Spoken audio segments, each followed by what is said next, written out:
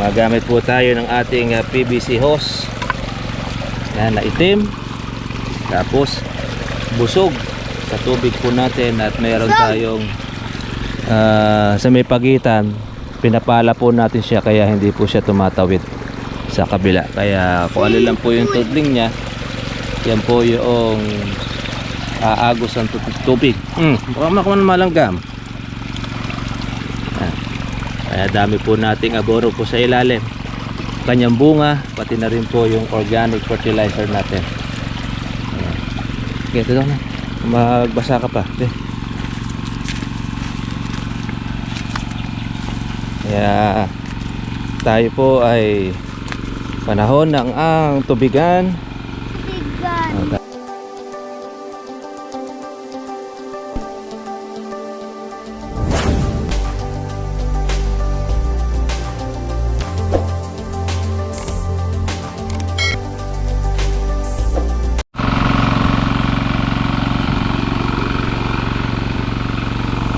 Good morning po sa inyo mga katribya at welcome po sa aking YouTube channel. Ngayong umaga, after po natin ng pagpapatubig ay ng ating pagsabog ng abono, ay atin na pong tinubigan ang ating kalamansi para agad po niyang kainin ang ating pataba. Yan. At least po yan, lalabasan ito mga katribya po ng marami pong bulaklak. Ay ihing-ihi na mga katribya po itong ating kalamansi eh. Kasama ko yung aking makulit si Sak. Saksaka ng kulit. Patubig tayo. Ayan, yung ating organic ating sa ilalim. Marami naman po pala tayo mga katribya pong pangsunod. Pebrero.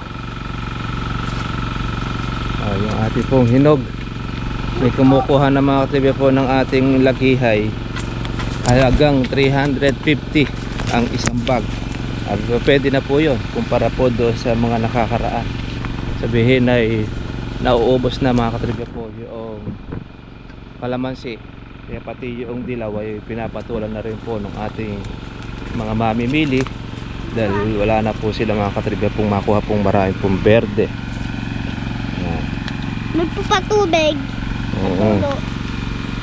Ganito po yung aming pong patubig sa kalamansian.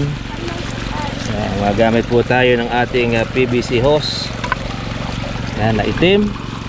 Tapos busog sa tubig po natin at mayroon tayong sa may pagitan, pinapala po natin siya kaya hindi po siya tumatawid sa kabila. Kaya kung alin lang po yung tudling niya, yan po yung aagos ang tubig. Baka makaman malanggam. Kaya dami po nating abono po sa ilalim. Kanyang bunga, pati na rin po yung organic fertilizer natin. Okay, ito na. Magbasa ka pa. Okay. Kaya tayo po ay panahon ng ang tubigan. Tapos ng alaga para po sa susunod po nating harvest. Medyo matatagalan po ang ating ulit dahil yung gaholin po na yan by February na. Bagay kabilang linggo February na. Siguro mga matapos-tapos ng Pebrero po pwede na po natin siyang pilitin na mapitas. Ito naman pong mga maliliit na mga gamais, yan naman po ay pang March. Pang March. Okay, meron tayong pang March. Pang January natin. January. Tsaka December ay ate pong mga nahinog. Di po tayo kumita. Ito pong nakaraang December. Tsaka ito pong January dahil mga nahinog po yung ating kalamansi. Siyempre, hindi po tayo ng presyong mataas-taas, kaya lang kasama ang pala dahil hindi po siya tumaas, kaya yun po ang ating bunga ay nahulog. Pero ganoon po man, di rin naman po siya nasayang dahil naging pataba rin naman po sa ating pong kalamansi.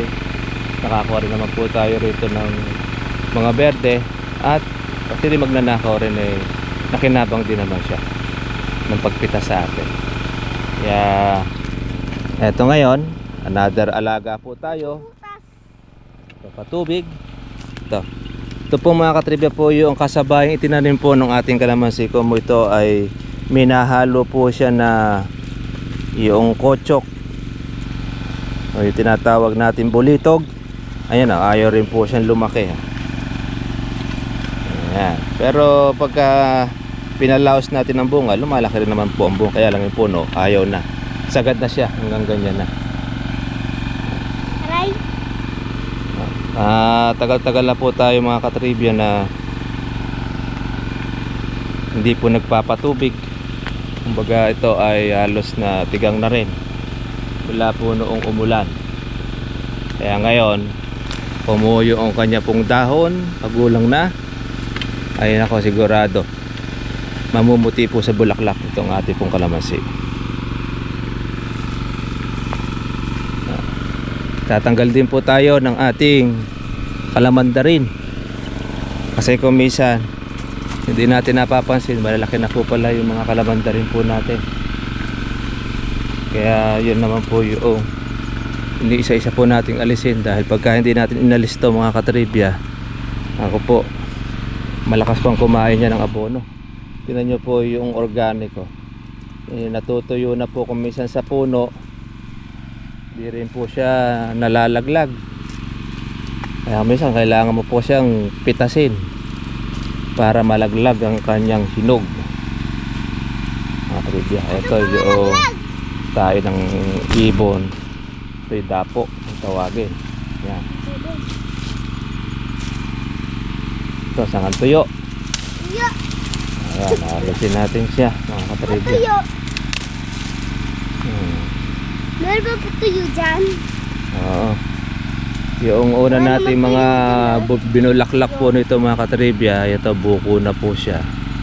Maoobserbahan po natin kung ayos po yung ating sinampol na organic insecticide.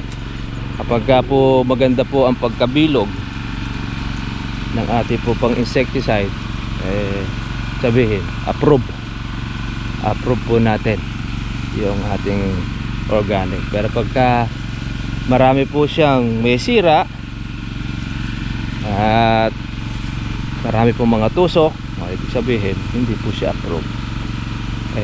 Malalaman po natin yan mga ilang kuwan pa, mga ilang linggo pa.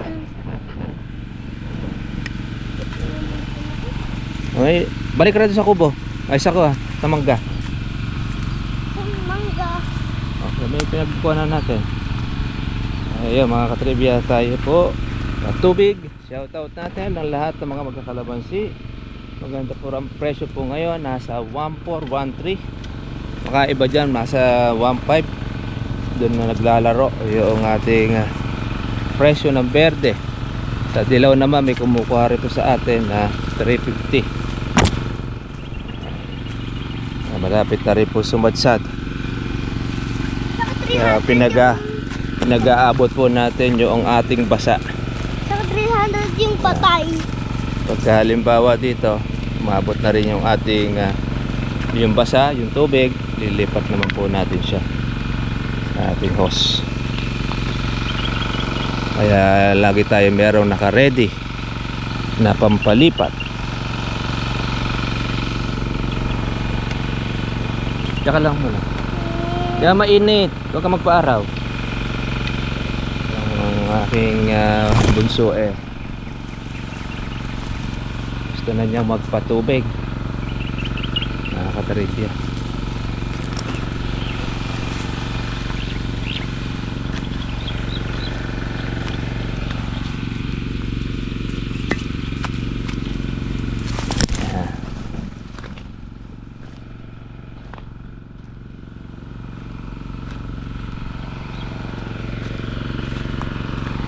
Dahil ng ating hose para sa paglilipat natin. Yan, dati mga katribya, ito no, pagkabili lang namin nasa 3.5 lang. Ngayon mahal na po itong ganito, itong PVC. Maabot na yata ng 4,500 yung walang po yan, 60 meters.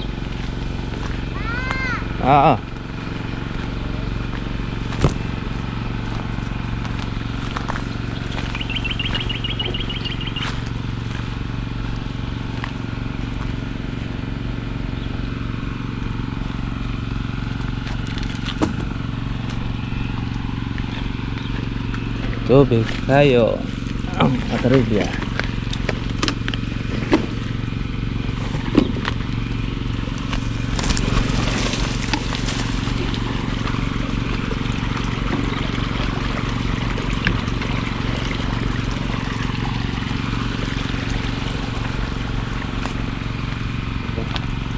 Tapos sasalubungin po natin siya sa dulo. Tapos natin matubigan dito. Kaya ang kalamansi mga katribya, matrabaho rin naman. Tingnan nyo po sa gawi dito, ang dami pong gaholin, mga bilog naman ng bunga. Marami sa gawi rito. Kaya lang hindi po parehas. Merong hindi po mga nagbulaklak.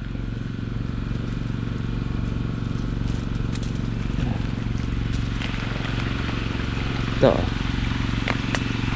Marami-rami tayo pang Pebrero dito. Nako.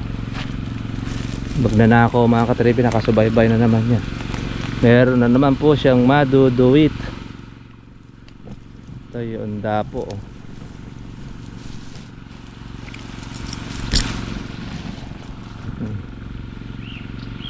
Yung kuha ng ibon. Malakas kumuha ng sustansya ng kalamansi.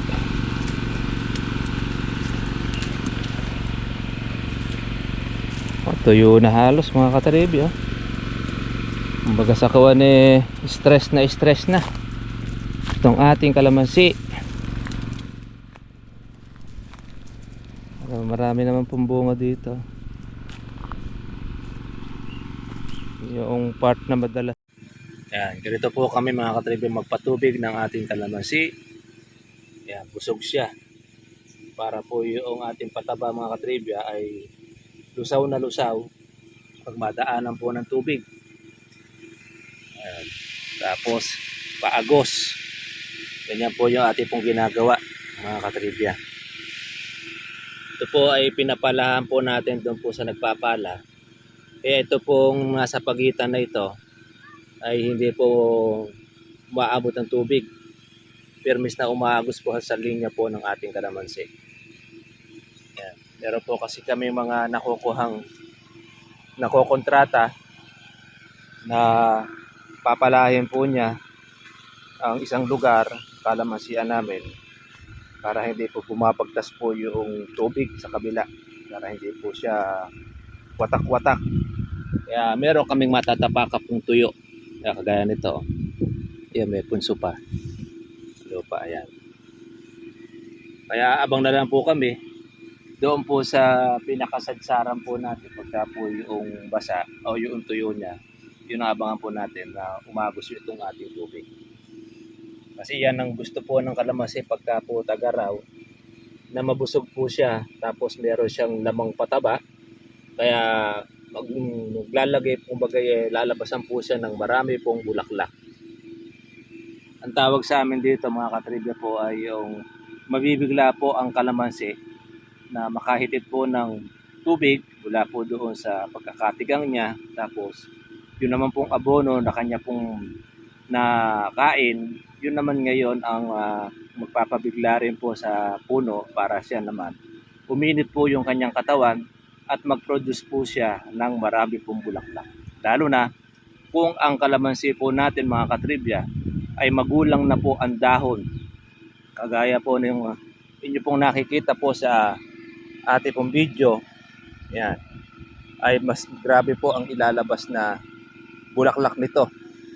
Dahil wala pa po yung ating tubig, tapos hindi pa natin siya nasasaksakan po ng ating abono, Pero lumalabas na po yung kanyang marami pong bulaklak. Lalo na ngayon, nagkaroon po siya mga katribya po ng tubig, saka po na abono. Makikita po natin yung magiging resulta nito.